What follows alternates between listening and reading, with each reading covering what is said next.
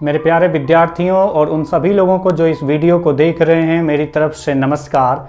आज time speed distance की इस क्लास में हम लोग जो डिस्कस करने वाले हैं बोट एंड स्ट्रीम का ये सेकेंड पार्ट है, सेकेंड वीडियो है। और आज की क्लास में जो डिस्कस करने वाले हैं, मैं अगर टाइम स्पीड डिस्टेंस की बात करूं तो वहां पर मैंने आपको बताया था कि कुछ क्वेश्चन ऐसे होते हैं जिसमें अगर आप उसको सॉल्व करने जाएंगे तो उसमें एक क्वाड्रेटिक इक्वेशन बनता है और उस क्वाड्रेटिक इक्वेशन को सॉल्व करने में थोड़ा सा लेंदी प्रोसेस होता है। और उस लेंदी प्रोसेस से बचने के लिए क्वाड्रेटिक इक्वेशन बनाने की जगह हम लोग उसमें हिट एंड ट्रायल मेथड का अप्लाई करते हैं। हिट एंड ट्रायल मेथड का अप्लाई का मतलब यहां पर हम बात कर रहे हैं कि जो ऑप्शन दिया गया है उसमें से कोई एक वैल्यू तो आपका आंसर होगी, क्योंकि जो आपसे क्वेश्चन में पूछा जाता है वही तो ऑप्शन आपके 4 रखे जाते हैं और उसी से रिलेट करके 4 ऑप्शन में से कोई एक आंसर सही होता है उस क्वेश्चन का। तो हम लोग क्या करते हैं कि जो ऑप्शन है उस ऑप्शन में से एक वैल्यू, कोई एक ऑप्शन उठा करके चेक करते हैं कि दी गई कंडीशन, क्वेश्चन में दी गई कंडीशन को क्या वो ऑप्शन सेटिस्फाई कर रहा है। अगर वो ऑप्शन सेटिस्फाई कर जाता है तो हम कहते हैं कि वही ऑप्शन सही आंसर है। अगर नहीं करता है तो नेक्स्ट ऑप्शन पे चलते हैं। और ध्यान ये भी रखना पड़ता है कि हर एक ऑप्शन को चेक करते वक्त ऐसा वाला ऑप्शन पहले नहीं चेक करते हैं जिसमें चेक करने में हमें ज्यादा कैलकुलेशन करनी पड़े। और इसमें और पॉइंट आपको यह भी ध्यान रखना है कि अगर कैलकुलेट करना भी चाहते हैं तो सिर्फ अप्रोक्स चेक करेंगे।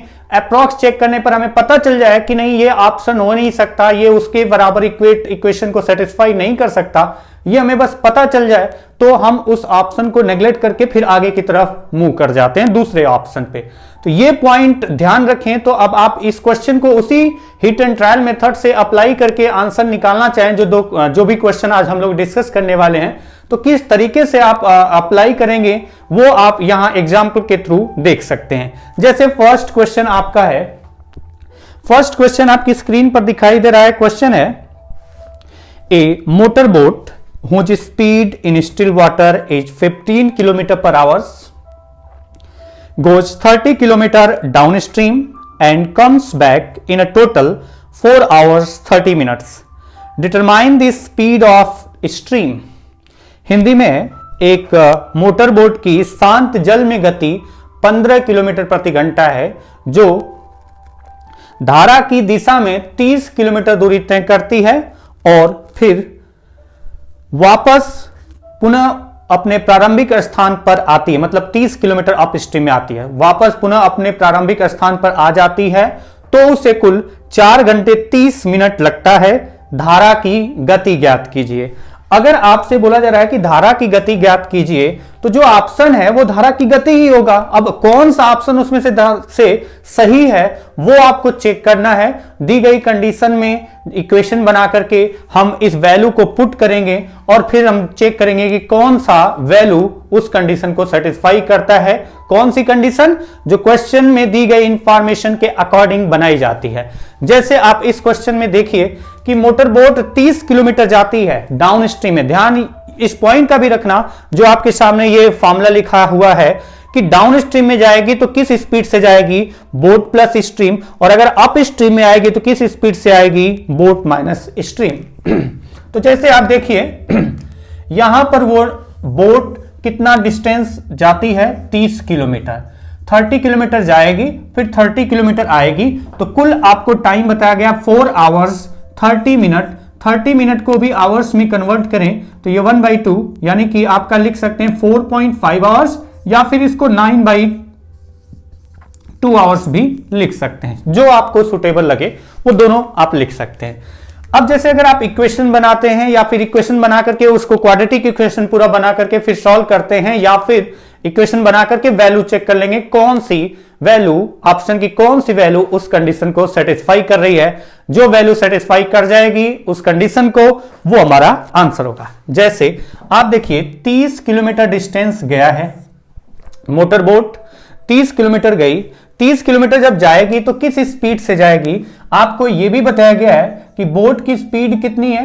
बोट की स्पीड है 15 किलोमीटर पर आवर्स और स्ट्रीम की स्पीड कितनी है वो तो आपसे पूछा गया है, तो हमने कहा x किलोमीटर पर आवर्स।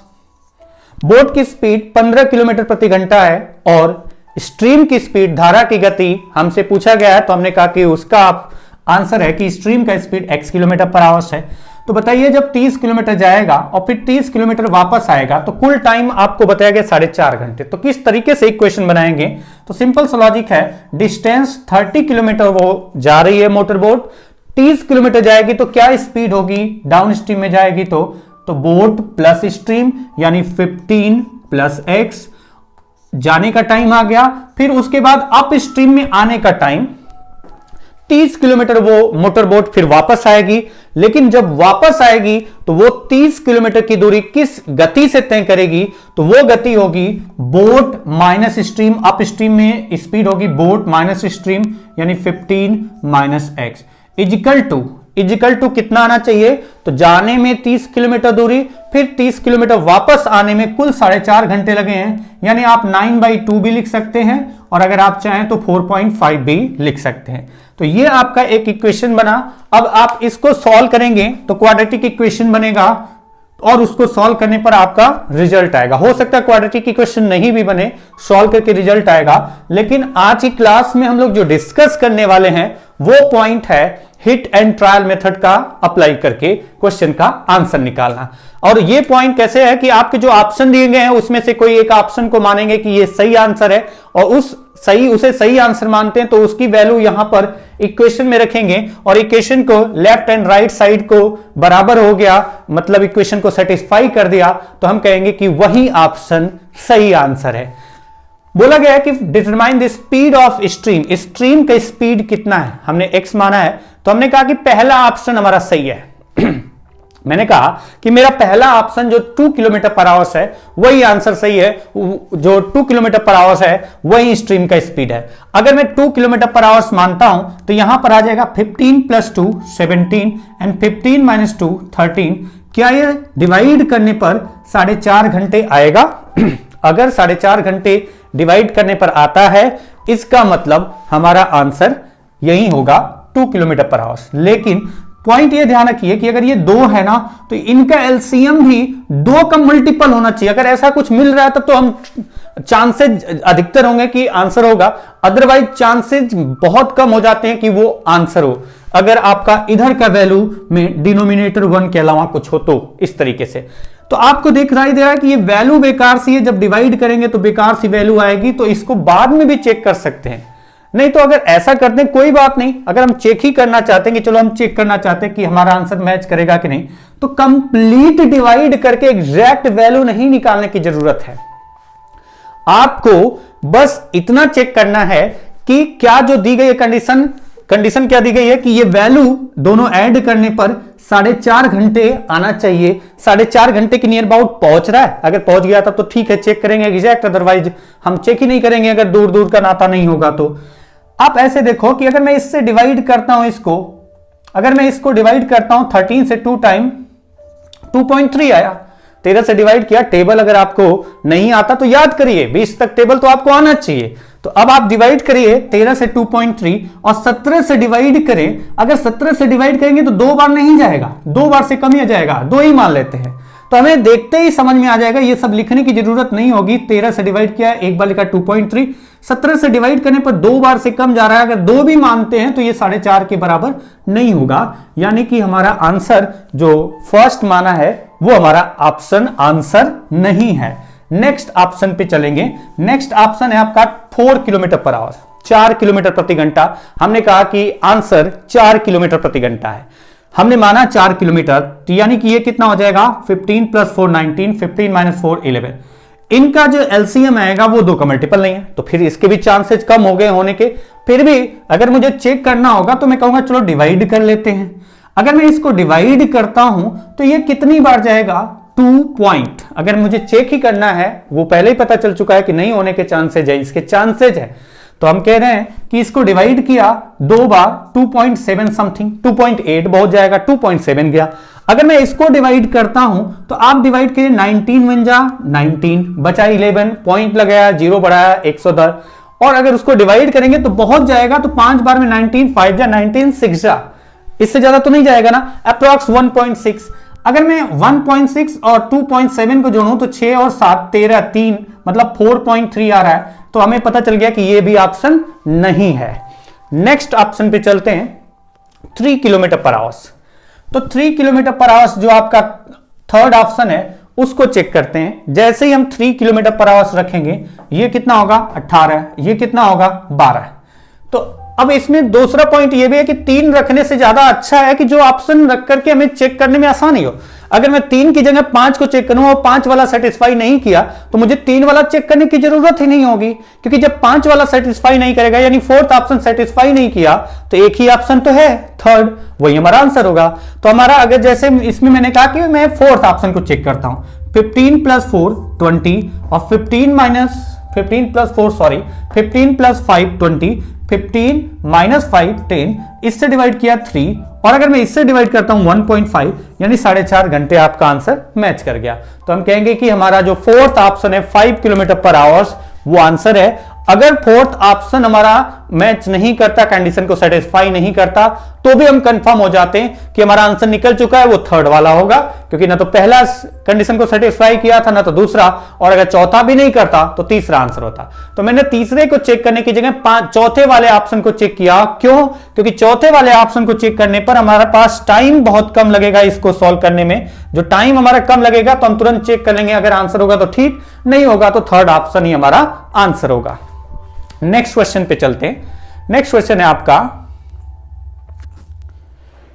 क्वेश्चन है a motor boat went down the river for 14 kilometre and then up the river for 9 kilometre. It took a total of 5 hours for the entire journey.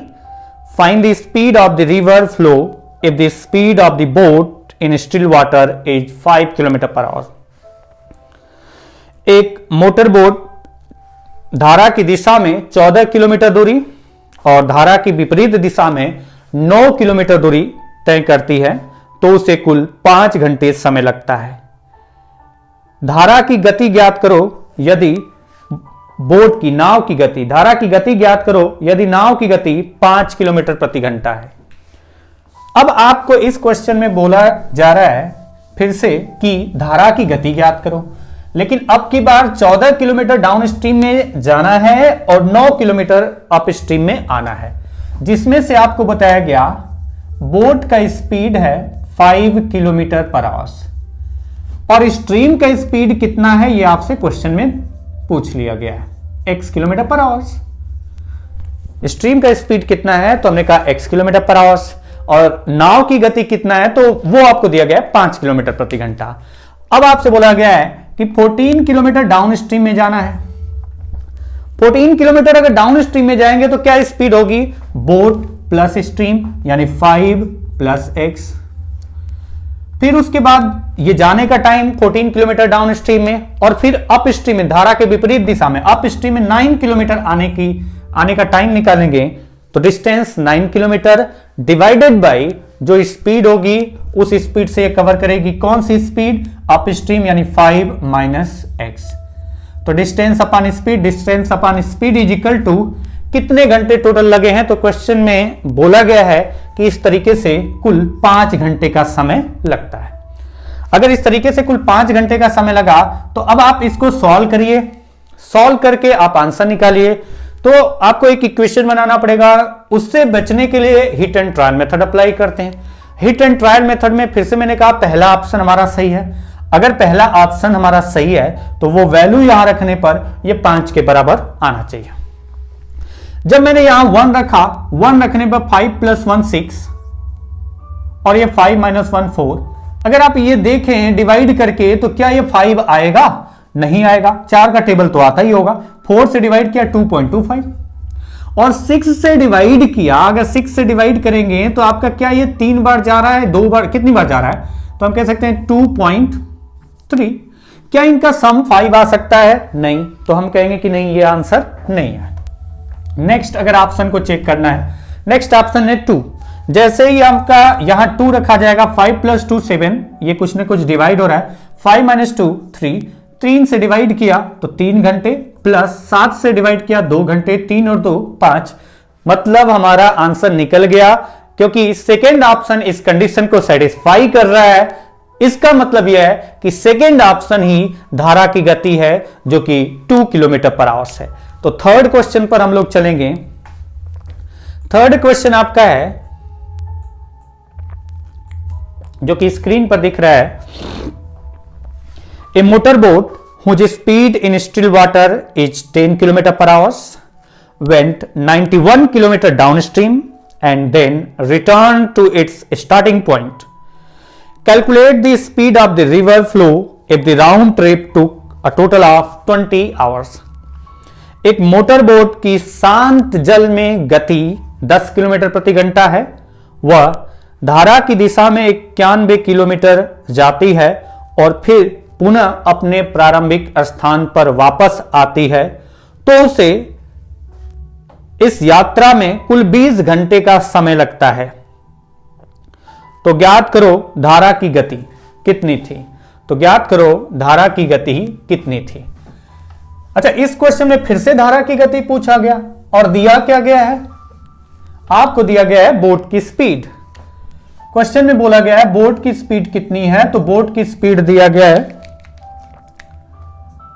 10 kilometre per our.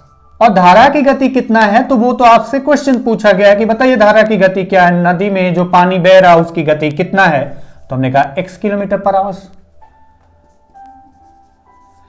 अब आपको यहां पर total time बताया जा रहा है कि 91 kilometre down stream में जाकर के फिर वापस उसी स्थान पर आने में कुल 20 घंटे का समय लगा है। तो आप बताइए कि यहां पर 91 किलोमीटर डिस्टेंस जाएगा जब वो डाउन स्ट्रीम में, तो किस स्पीड से जाएगा, तो वो स्पीड होगी डाउन स्ट्रीम यानी बोट प्लस स्ट्रीम, तो हमारा होगा 10 प्लस x, ये जाने का टाइम, प्लस फिर वो अप स्ट्रीम में प्रारंभिक प्लेस पर आता है यानी 91 किलोमीटर डिस्टेंस कवर करके इनिशियल पॉइंट पर आएगा।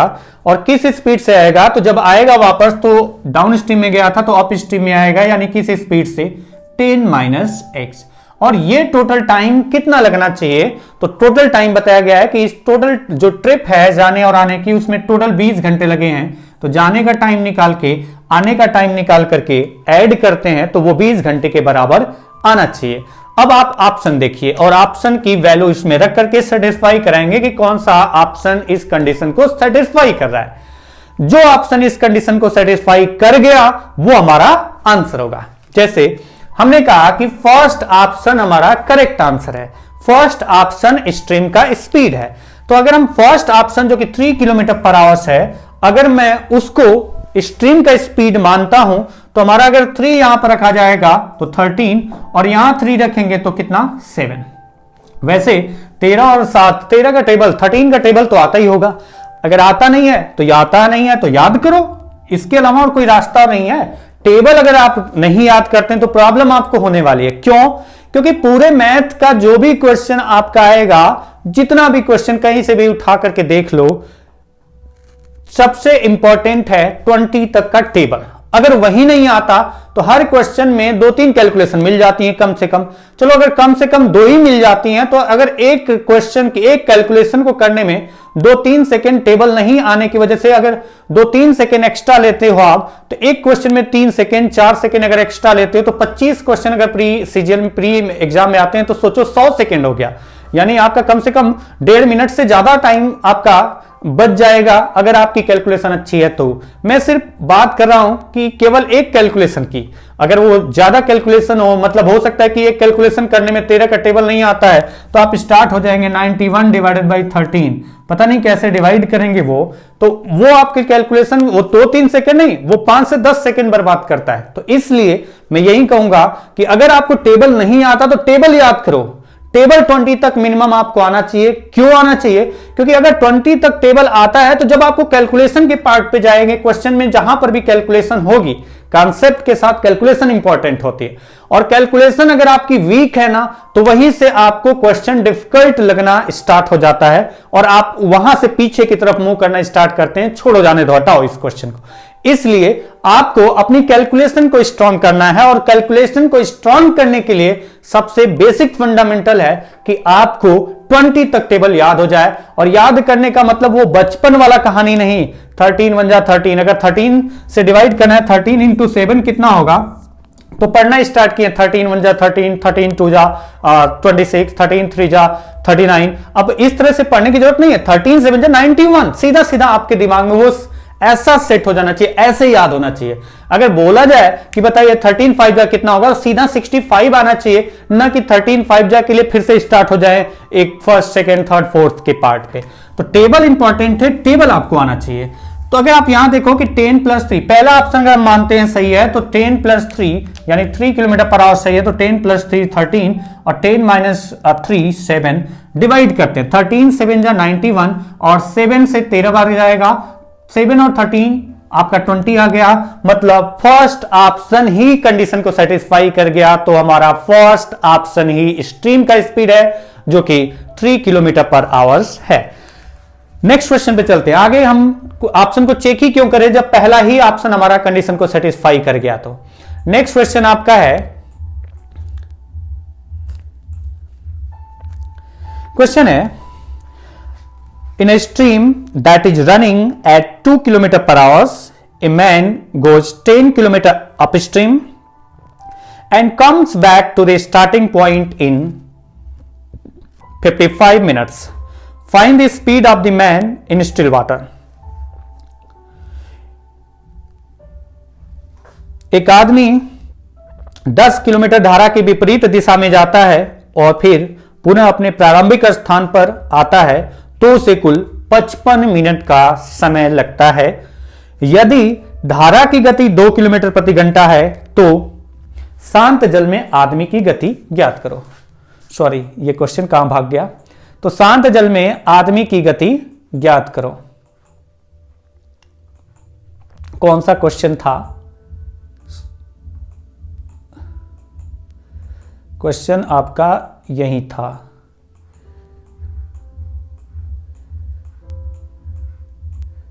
कहां भाग रहा है ये? आराम से आराम से आराम से आजा।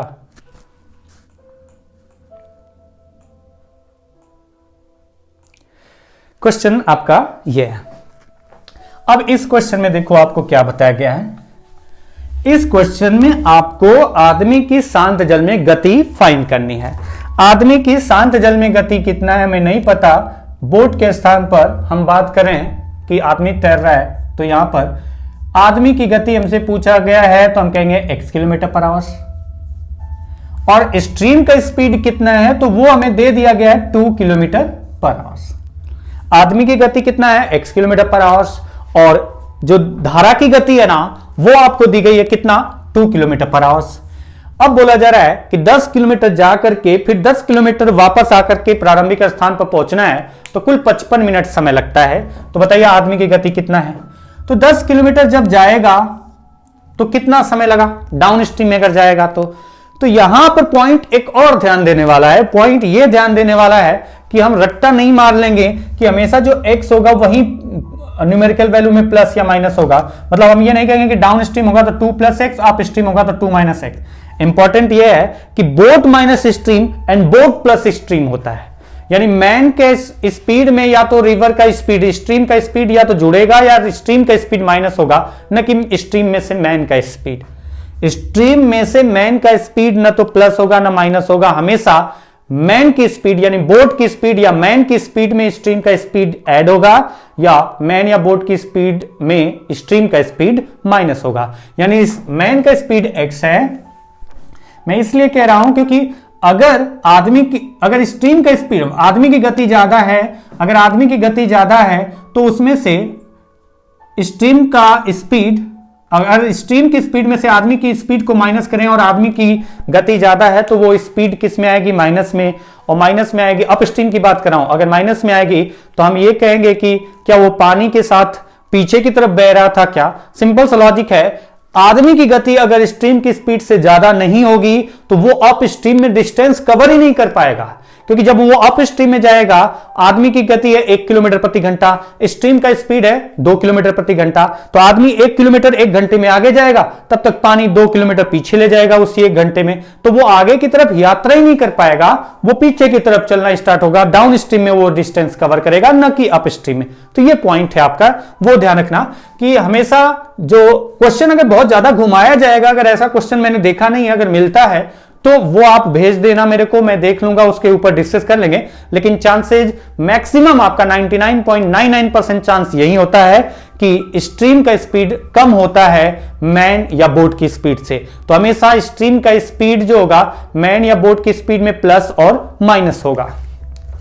तो 10 किलोमीटर जब वो अप स्ट्रीम में जाएगा तो किस स्पीड से जाएगा, मैन प्लस स्ट्रीम यानी x+2, और वहीं 10 किलोमीटर जब वो आएगा तो किस स्पीड से, तो वो आपका होगा x-2, और टोटल टाइम कितना लगना चाहिए 55 मिनट। 55 मिनट को आवर्स में कन्वर्ट करें तो 11/12 आएगा, 5 से डिवाइड करें तो 11/12। अब आपको दी गई वैल्यू, जो ऑप्शन में दी गई वैल्यू, वो ऑप्शन की वैल्यू इसमें पुट करेंगे और चेक करेंगे कौन सी वैल्यू पर ये कंडीशन सेटिस्फाई होती है। यानी left hand side and right side दोनों, right hand side left hand side दोनों इक्वल आता है। इस क्वेश्चन में बोला गया है कि बताइए आदमी की शांत जल में गति, यानी बोट की शांत जल में गति एक तरह से कह सकते हैं। तो यहां पर आदमी है तो आदमी की शांत जल में गति, तो हमने कहा कि पहला ऑप्शन हमारा सही आंसर है। आदमी की शांत जल में गति कितना है, तो हमने कहा 20 किलोमीटर प्रति घंटा।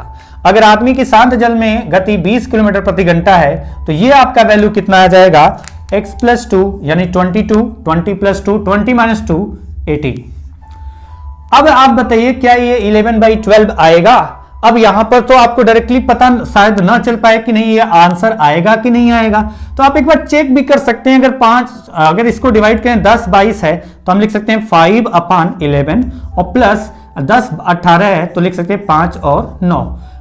अब 11 और 9 का एलसीएम क्या 12 का मल्टीपल है? नहीं है, 12 का मल्टीपल नहीं है, मतलब इसके आंसर होने के चांसेस खत्म।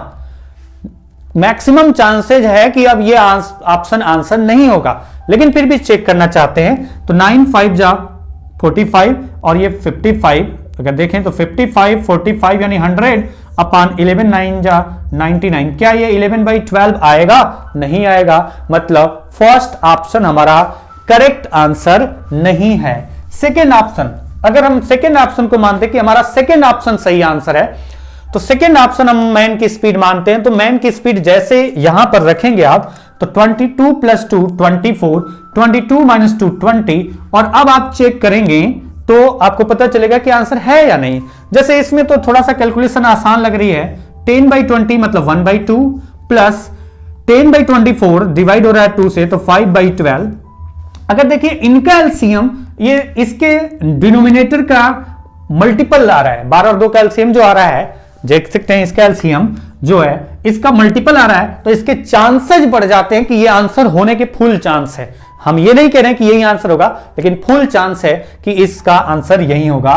जैसे ही आप इसको ऐड करेंगे 5 × 2 10 और प्लस 12 कितना हुआ 10 + 12 22/12 × 2 24, यानी आपका कितना आ गया 11/12, या आपका मतलब यहां पर इस कंडीशन को सेटिस्फाई कर रहा है। ये 22 किलोमीटर प्रति घंटा आदमी की शांत जल में गति मानते हैं। तो हमारा आंसर सेकंड सही है कि उस आदमी की शांत जल में गति कितना होगी 22 किलोमीटर प्रति घंटा।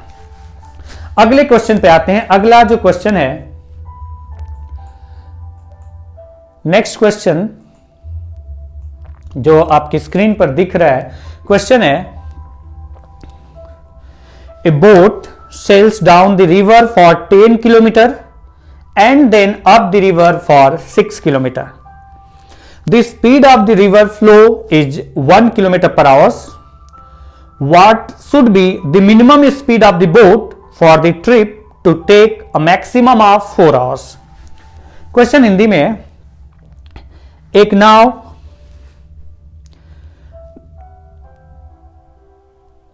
धारा की दिशा में 10 किलोमीटर दूरी और धारा की विपरीत दिशा में 6 किलोमीटर दूरी तय करती है।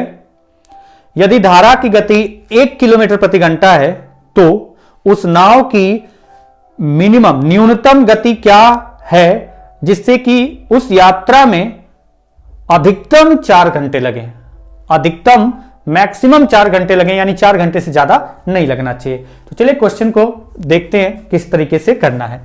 ये मिनिमम मैक्सिमम ऐसा क्या है, इसमें ध्यान देना, तो वो आपको समझ में आ जाएगा जब हम लोग यहां डिस्कस कर रहे हैं, जब बनाएंगे इक्वेशन। तो 10 किलोमीटर, पहले तो ये बताया गया है कि धारा की गति जो है वो 1 किलोमीटर पर आवर्स है, और आदमी की गति कितना होनी चाहिए हमें नहीं पता, x किलोमीटर पर आवर्स। आदमी की गति कितना होनी चाहिए, x किलोमीटर पर आवर्स। लेकिन इसमें पॉइंट ये ध्यान देने वाला है कि ये जो x है वो क्या आना चाहिए, मिनिमम आपको रखना है कि जो आदमी की गति है वो मिनिमम कितना होनी चाहिए जिससे कि मैक्सिमम 4 घंटे लगे, मतलब 4 घंटे से ज्यादा समय नहीं लगे। तो आदमी की गति मिनिमम कितना हो कि मैक्सिमम 4 घंटे लगे, यानी 4 घंटे से ज्यादा नहीं लगे, मतलब कि जो टाइम लगे या तो 4 घंटे लगे या 4 घंटे से कम, कंडीशन आदमी की गति मिनिमम हो। अब आप इक्वेशन को देखें तो वो कितने किलोमीटर जा रहा है, अप स्ट्रीम में 10 किलोमीटर, सॉरी डाउन स्ट्रीम में तो 10 किलोमीटर। 10 किलोमीटर जब वो डाउन स्ट्रीम में जाएगा तो किस गति से जाएगा, 10 किलोमीटर वो डाउन स्ट्रीम में जाएगा तो उसकी गति कितना होगी, तो वो गति होगी मैन प्लस स्ट्रीम यानी x+1, प्लस जब वो वापस आएगा तो कितना वापस आ रहा है, अप स्ट्रीम में 6 किलोमीटर। तो किस गति से ये डिस्टेंस कवर कर रहा है, तो वो अप स्ट्रीम है तो x-1। और ये जो टाइम आना चाहिए वो टोटल कितना आना चाहिए, तो बोला गया मैक्सिमम 4 घंटे आना चाहिए, मतलब अधिकतम 4 घंटे हो, 4 घंटे से ज्यादा नहीं हो। और अगर 4 घंटे से ज्यादा नहीं हो तो या तो 4 घंटे के बराबर हो या 4 घंटे से कम हो, 4 घंटे से ज्यादा नहीं होना चाहिए, ये कंडीशन है। ये कंडीशन हो गई कि ये वैल्यू जो टाइम आना चाहिए टोटल जाने आने का वो 4 घंटे से ज्यादा नहीं होना चाहिए, यानी 4 घंटे या 4 घंटे से कम आना चाहिए। अब हमारा जो ऑप्शन है, हमें उस मैन की गति या जो भी बोट होगी, बोट की स्पीड, यहां पर मैन के स्थान पर हम बात करें, बोट आदमी चला रहा होगा, बोट की स्पीड जो होनी चाहिए वो मिनिमम होनी चाहिए। तो जो ऑप्शन में मिनिमम वैल्यू हो गई पहले उसी को चेक करेंगे, हो सकता है वही आंसर ये पहला ही ऑप्शन मैच कर जाए, तो फिर आगे हम चेक ही नहीं करेंगे। तो हमने कहा कि हमारा आंसर कौन सा है, उस बोट का स्पीड 2 किलोमीटर पर आवर्स, क्योंकि इन चारों ऑप्शन में सबसे कम स्पीड 2 किलोमीटर पर आवर्स है।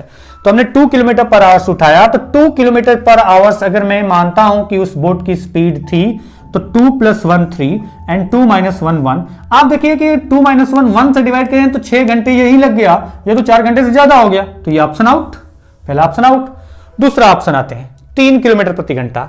जैसे ही अगर आप 3 मानेंगे तो 3 - 1 कितना हुआ 2, और 2 से डिवाइड किया 3 - 1 एंड 3 + 1 4, 2 से डिवाइड किया 3 आवर्स और 4 से डिवाइड किया 2.5 आवर्स, मतलब ये ऑप्शन तो हो ही नहीं सकता, ये भी 4 घंटे से ज्यादा हो रहा है। तो हमारा जो दूसरा ऑप्शन है वो भी आंसर नहीं है। ये सब पॉइंट्स हैं, डिवाइड करके नहीं चेक करेंगे। आप अगर माइंड में कैलकुलेट करना जानते तो आप ऐसे ही कहेंगे कि अगर 3 - 1 2 से डिवाइड कर 3 आवर्स आना चाहिए तो ये 1 घंटे आना चाहिए, उससे ज्यादा नहीं होना चाहिए, जबकि हमें पता है 3 + 1 4, ये तो ज्यादा आ रहा है, तो हमारा आंसर सेकेंड ऑप्शन नहीं होगा।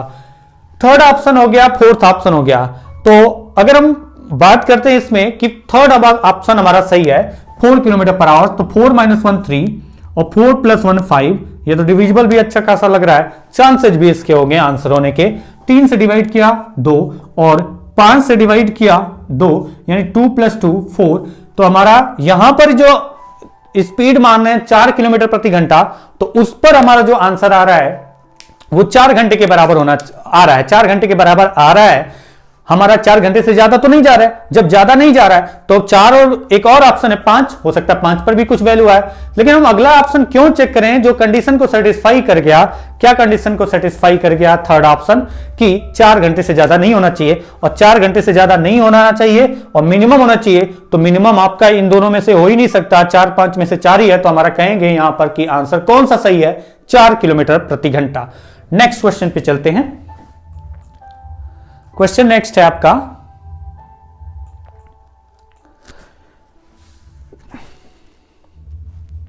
आपकी स्क्रीन पर दिख रहा होगा कि क्वेश्चन है the difference between down stream speed and up stream speed is 3 kilometre पर hours. and the total time taken during upstream and downstream is 3 hours. What is the downstream speed if the downstream and upstream distance are 3 kilometre each? धारा की दिशा में गति और धारा की विपरीत दिशा में गति का अंतर 3 किलोमीटर प्रति घंटा है। तो धारा की दिशा में 3 किलोमीटर जाकर फिर पुनः धारा की विपरीत दिशा में 3 किलोमीटर आने में कुल समय 3 घंटे लगता है। तो ज्ञात करो धारा की दिशा में गति कितनी थी। डाउनस्ट्रीम आपको बताना है। डाउनस्ट्रीम आपको यहां पर बताना है और यह बताया गया है कि जो डिफरेंस है डाउनस्ट्रीम और अपस्ट्रीम का वो आपको दिया गया है। बोट एंड स्ट्रीम की स्पीड ना देकर के बोट प्लस स्ट्रीम यानी डाउनस्ट्रीम, बोट माइनस स्ट्रीम यानी अपस्ट्रीम दिया गया है। बोला गया है कि डाउनस्ट्रीम और अपस्ट्रीम में जो डिफरेंस है स्पीड का वो कितना है, तो वो आपको दिया गया है 3 किलोमीटर प्रति घंटा। तो डाउनस्ट्रीम और अपस्ट्रीम में ज्यादा कौन होगा, डाउनस्ट्रीम या अपस्ट्रीम? तो सिंपल सा लॉजिक है, जब धारा की दिशा में जाएंगे तो आपकी स्पीड ज्यादा होगी क्योंकि धारा की गति भी उस बोट की स्पीड से जुड़ती है। और अपस्ट्रीम में जाएंगे तो जो बोट की स्पीड होगी उसको और कम करेगी धारा की गति, तो आपका अपस्ट्रीम आएगा। तो ये पॉइंट हमेशा ध्यान रखना कि डाउनस्ट्रीम हमेशा अपस्ट्रीम से ज्यादा होती है। वैसे तो आप ऐसे भी समझ सकते हैं कि डाउनस्ट्रीम अपस्ट्रीम से ज्यादा होती है। और कितना ज्यादा होती है, बोट की स्पीड का डबल ज्यादा होती है। और हम इसको उल्टा भी कह सकते हैं कि अपस्ट्रीम डाउनस्ट्रीम से कम होता है। कितना कम होता है, स्ट्रीम का स्पीड जितना होगा उतना कम होता है। तो डाउनस्ट्रीम अपस्ट्रीम से स्ट्रीम की स्पीड का डबल ज्यादा होता है और अपस्ट्रीम डाउनस्ट्रीम से स्पीड के डबल के बराबर कम होता है। तो डाउनस्ट्रीम और अपस्ट्रीम का स्पीड का जो डिफरेंस है वो 3 किलोमीटर प्रति घंटा है। तो हम यहां पर कह सकते हैं डाउनस्ट्रीम का स्पीड x होगा तो ये उससे 3 कम होगा, x - 3 +3 नहीं लिखा। अपस्ट्रीम हमेशा डाउनस्ट्रीम से कम होगा, डिफरेंस 3 है। तो जितना भी आप मानते हैं डाउनस्ट्रीम उतना कम होगा अपस्ट्रीम, और जितना भी आप मानते हैं डाउनस्ट्रीम उससे अपस्ट्रीम, क्योंकि डिफरेंस 3 है तो 3 किलोमीटर प्रति घंटा 3 कम होगा। पॉइंट आता है, क्वेश्चन को इक्वेशन बनाते हैं कि 3 किलोमीटर डाउनस्ट्रीम में जाना है और 3 किलोमीटर डाउन अपस्ट्रीम में आना है। तो 3 किलोमीटर अगर जाना है डाउनस्ट्रीम में तो आप ऐसा तो नहीं करेंगे कि डाउनस्ट्रीम में जाना तो फिर से जोड़ेंगे। अरे जोड़ने की बात ही नहीं है, क्योंकि ये डायरेक्टली डाउनस्ट्रीम का स्पीड हमने माना है और ये डायरेक्टली अपस्ट्रीम का स्पीड माना है। यहां पर बोट और स्ट्रीम का स्पीड नहीं है कि हम फिर से ऐड करके डाउनस्ट्रीम बनाएंगे और डिफरेंस करके अपस्ट्रीम बनाएंगे। तो यहां पर डाउनस्ट्रीम आपको डायरेक्टली दिया गया है distance 3 divided by x plus upstream में 3 किलोमीटर डिस्टेंस किस स्पीड से, x - 3, और ये टोटल टाइम कितना आना चाहिए, 3 आवर्स। ये टोटल टाइम आना चाहिए 3 आवर्स। तो बताना है डाउनस्ट्रीम स्पीड कितना थी। तो चलिए अगर हम डाउनस्ट्रीम स्पीड की बात करें तो कुछ ऑप्शन को देख करके ही नेग्लेक्ट किया जा सकता है। क्यों? क्योंकि अगर आप देखिए पहला ऑप्शन कैसे वो नेग्लेक्ट हो गया। अगर आप पहला ऑप्शन यहां पर रखेंगे, अगर पहला ऑप्शन यहां रखते हैं 2.5 तो ये स्पीड किस में आ गई, माइनस में। यानी कि अगर आपका डाउनस्ट्रीम में स्पीड देखें, अगर हम 2.5 मानते हैं तो 2.5 अगर डाउनस्ट्रीम में स्पीड है तो 2.5 - 3 क्या स्पीड माइनस में होती है? नहीं, स्पीड माइनस में नहीं होती है। अपस्ट्रीम में स्पीड माइनस में होगी। अपस्ट्रीम में अगर आप डिस्टेंस कवर कर रहे हैं तो वो माइनस में तो होगा ही नहीं। यहां पर किया गया है 3 किलोमीटर डिस्टेंस अपस्ट्रीम में, तो इसका मतलब यह है कि हमारा ये ऑप्शन नहीं हो सकता। माइनस में तो स्पीड होगी नहीं, माइनस में स्पीड होगी तो आगे बढ़ने की जगह माइनस मतलब पीछे जाएंगे, तो अपस्ट्रीम में जब डिस्टेंस ही नहीं कवर कर पाएंगे। तो पहला ऑप्शन आउट, सेकेंड ऑप्शन भी आउट। सेकेंड ऑप्शन इसलिए आउट क्योंकि अगर जैसे ही यहां पर आप रखेंगे, यहां पर रखेंगे 4, यहां पर 4 - 3, 4 - 3 मतलब 1, और 1 से अगर इसको डिवाइड करेंगे तो 3 घंटे तो यहीं लग गया, और 3 घंटे आना चाहिए, 3 घंटे यहां लग गया, यहां पर कुछ न कुछ और आएगा। इसका मतलब सेकेंड ऑप्शन भी हमारा आंसर नहीं होगा। अब बचे 2 ऑप्शन। अब 2 ऑप्शन में से चाहो तो फायदा उठा सकते हो, और आपको ये फायदा उठाना चाहिए कि हो सकता है आपको देखते ही पता चल जाए कि ये वाला ऑप्शन नहीं होगा, मतलब जो बचा वही आंसर होगा। 2 ऑप्शन नेग्लेक्ट होंगे, इनमें से एक किसी को चेक करेंगे, अगर वो मैच नहीं किया तो अगला वाला ऑप्शन आपका आंसर होगा। हमने कहा 4th ऑप्शन आसान है। क्यों आसान है चेक करना? क्योंकि जब 4th ऑप्शन रखेंगे 3.3 किलोमीटर पर आवर, तो 3.3 रखेंगे तो ये आएगा 0.3, और 0.3 से डिवाइड करें तो 10 घंटे यहीं आ गया। अगर 10 घंटे आ गया तो 3 घंटे के बराबर होना चाहिए, 10 आवर्स तो यहां आ गया, बाकी यहां पर भी आएगा, तो ये तो आपका 3 घंटे के बराबर हो ही नहीं सकता। इसका मतलब यह है कि फर्स्ट, सेकेंड और फोर्थ ऑप्शन हमारा आंसर नहीं है, यानी कि हमारा आंसर क्या है 4.33 किलोमीटर पर आवर। वैसे अगर आप इसको चेक करेंगे तो आएगा आंसर, लेकिन ये अप्रोक्सी दिया गया है, अप्रोक्सीमेट दिया गया है, तो 3 ऑप्शन आउट है, तो हमें चौथा ऑप्शन चेक करने की जरूरत ही नहीं है। क्यों हम चेक करेंगे जब हमें पता चल गया कि ये तीनों ऑप्शन नहीं है, तो चौथा ऑप्शन तो आंसर ही होगा। तो इस क्वेश्चन का आंसर 4.33 किलोमीटर पर आवर होगा। नेक्स्ट क्वेश्चन पे आते हैं। क्वेश्चन नेक्स्ट है, two points A and B are located 48 kilometers apart on the river front. A motorboat must go from A to B and return to A as soon as possible. The river flows at 6 kilometers per hour. What must be the least speed of the motorboat in still water for the trip from A to B and back again to be completed in not more than 6 hours? Assume that the motorboat does not stop at B. ये भी assume करना है कि वो motorboat जाती है फिर आती है, लेकिन वो रुकती नहीं है। कहां नहीं रुकती है? बी पे नहीं रुकती है। तो इस क्वेश्चन को हिंदी में समझाने की जगह मैं फिगर के थ्रू हिंदी में समझा दे रहा हूं, वो आप समझ लो। इसका ट्रांसलेशन करने की जगह आप बस समझ लो कि क्वेश्चन क्या है। क्वेश्चन ये है, 2 पॉइंट्स हैं, एक तो आपने बना दिया रिवर। अब इस रिवर में पानी बह रहा होगा किसी डायरेक्शन में, इसमें 2 प्लेस है, 2 पॉइंट है, 2 पॉइंट ए एंड बी है, जो कि कितनी दूरी पर है। जैसे एक ए ले लिया, दूसरा बी ले लिया। ए और बी के बीच का डिस्टेंस कितना दिया गया है? तो ये जो आपके 2 पॉइंट्स हैं, इनके बीच का डिस्टेंस दिया गया है कितना? 48 किलोमीटर की दूरी पर है। 48 किलोमीटर की दूरी पर है, और जो नाव धारा है, बोट है, सॉरी स्ट्रीम है, धारा की गति जो है वो कितना दी गई है? 6 किलोमीटर पर आवर। धारा की गति 6 किलोमीटर प्रति घंटा है,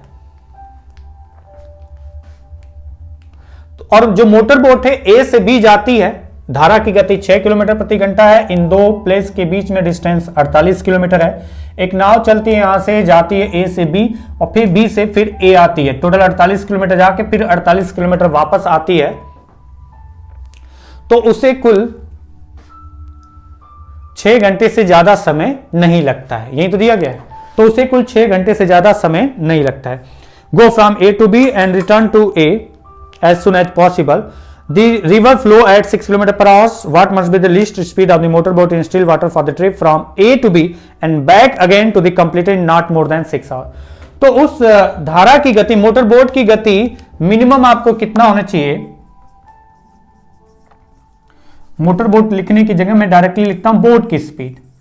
बोट की स्पीड हमने कहा x किलोमीटर पर आवर, और यह बोला गया है कि जो बोट की स्पीड है x किलोमीटर पर आवर, वो मिनिमम कितना होनी चाहिए? बोट की स्पीड मिनिमम कितना होनी चाहिए जिससे, बोट की स्पीड मिनिमम कितना होनी चाहिए जिससे 48 किलोमीटर जाके फिर वापस 48 किलोमीटर आने के बाद, प्रारंभिक स्थान पर पहुंचने के बाद टाइम देखें तो वो 6 घंटे से ज्यादा नहीं आना चाहिए। तो 48 किलोमीटर जाना है और फिर 48 किलोमीटर आना है वापस। 48 किलोमीटर डिस्टेंस अगर वो डाउन स्ट्रीम में कवर करेगा तो क्या स्पीड होगी? बोट प्लस स्ट्रीम यानी x प्लस 6। फिर वो अगर 48 किलोमीटर वापस आएगा तो क्या स्पीड से आएगा? अप स्ट्रीम की स्पीड होगी। अप स्ट्रीम में क्या स्पीड होगी? तो वो आपका आएगा x माइनस 6। और ये जो टाइम आना चाहिए वो टाइम आपका 6 घंटे से ज्यादा नहीं होना चाहिए, यानी 6 आवर्स या 6 आवर्स से कम होना चाहिए। तो बोट की स्पीड मिनिमम कितना होनी चाहिए जिससे जो टाइम आए 48 किलोमीटर जा करके फिर 48 किलोमीटर वापस अपने प्रारंभिक स्थान पर आने तक वो 6 घंटे से ज्यादा नहीं हो। तो यहां पर अगर हम मानते हैं कि बोट की स्पीड, और हमें यह भी ध्यान रखना है कि बोट की स्पीड मिनिमम लेना है, तो जो ऑप्शन में मिनिमम वैल्यू होगी, चाहे वो कोई भी ऑप्शन हो, पहले हम उसी को चेक करेंगे, हो सकता है वही मिनिमम हमारा आंसर मैच कर जाए। इसमें मिनिमम कौन सी वैल्यू है? 16, पहला ऑप्शन ही है।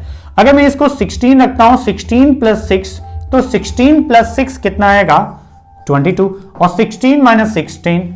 अब आप इसको डिवाइड करके चेक करेंगे पूरा, ऐसा तो मैं नहीं कह रहा हूं, आप बताइए कि अगर इससे डिवाइड करें तो अप्रॉक्स चेक करेंगे 4.8, और 22 से डिवाइड करें तो 2 पॉइंट समथिंग, जो कि 2 पॉइंट समथिंग 4.8, ये आपका कंफर्म हो गया कि 6 घंटे से ज्यादा आ जाएगा, और जबकि बोला गया कि 6 घंटे से ज्यादा नहीं होना चाहिए।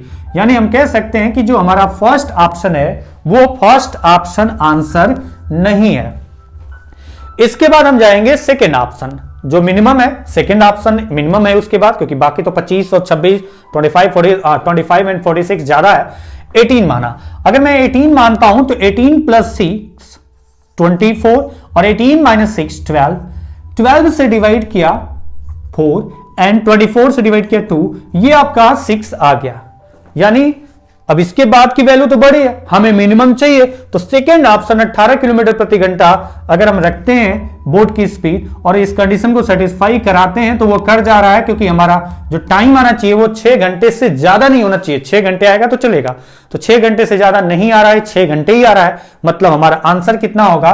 तो हम कह सकते हैं हमारा आंसर होगा 18 किलोमीटर पर आवर्स उस बोट की मिनिमम स्पीड होगी। नेक्स्ट क्वेश्चन चलते हैं।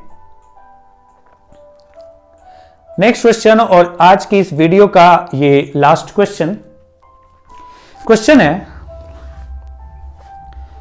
2 ghats are located on a river bank and are 21 kilometre apart. उसी तरीके से 20-21 किलोमीटर दूरी पर, 21 kilometre apart, living one of the ghat for the other, a motor boat return to the first ghat in 270 minutes, spending 40 minutes of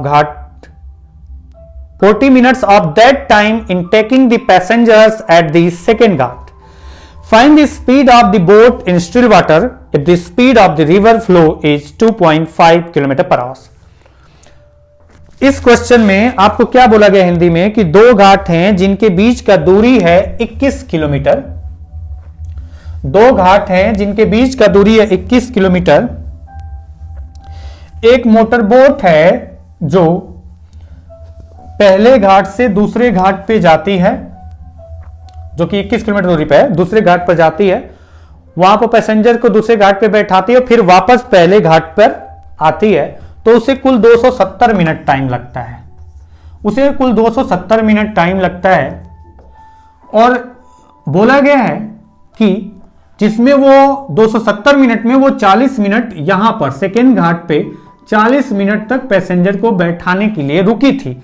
यानी total चली कितना है? 230 minute.